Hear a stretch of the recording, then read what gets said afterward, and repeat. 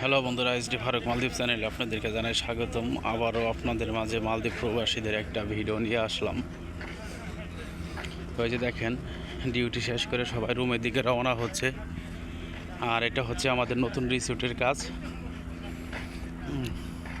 এই যে দেখতেছেন, এখানে বিশাল বড় বড় নারকেল গাছ, এগুলো কিন্তু নতুন লাগানো হয়েছে।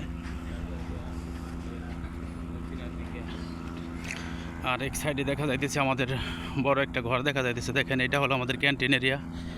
এখানে আমরা দুপুরে, রাতে, সকালে 3 বেলা খাই। এই যে দেখেন, ওই যে দেখতেছেন একটা লোকের হাতে একটা পশি দেখা যায়, ওখানে আমরা ভাত নিয়ে গিয়েছিলাম, দুপুরে সাইডেই খাইলাম। তো দেখেন, এই হলো আমাদের রিসোর্টের এরিয়াটা। অনেক ভাই ব্রাদার জিজ্ঞেস করে যে ভাই আপনাদের এরিয়াটা আমাদের একটু ভিডিও করে দেখান।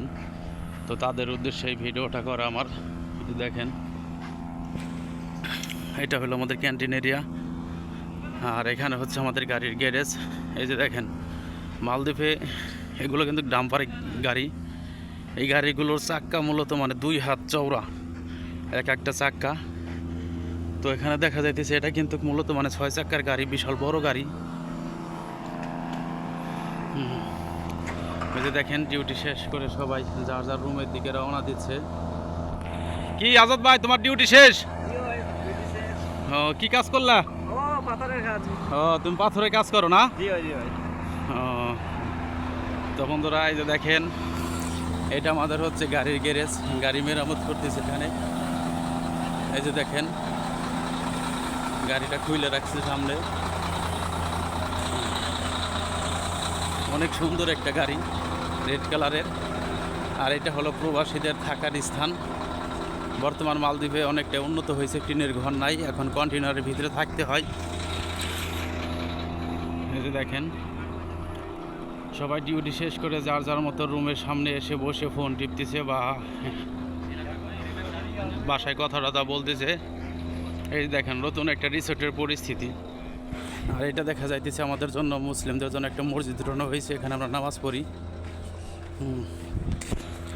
তো দেখেন, এখানে ডিজার দিয়ে বালি কেটে রাখছে।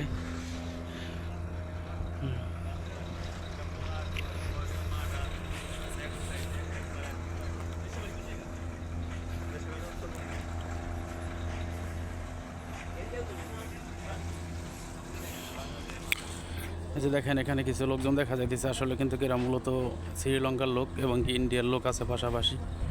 ওই যে দেখেন, ওখানে আরেকটা কোম্পানির কাজ চলতেছে। ওদের মূলত ওভার টাইম ডিউটি শেষ হয় নাই এখনও। আর ওই যে দেখেন, বেগু দিয়ে পাথর বসানো হয়। তো যাই হোক বন্ধুরা, মালদ্বীপের নিত্য নতুন ভিডিও পেতে আমার চ্যানেলটাকে সাবস্ক্রাইব করে পাশে থাকবেন। আমি আপনাদেরকে মালদ্বীপের যে কোনো তথ্য দিয়ে সহযোগিতা করার চেষ্টা করব। ধন্যবাদ বন্ধুরা।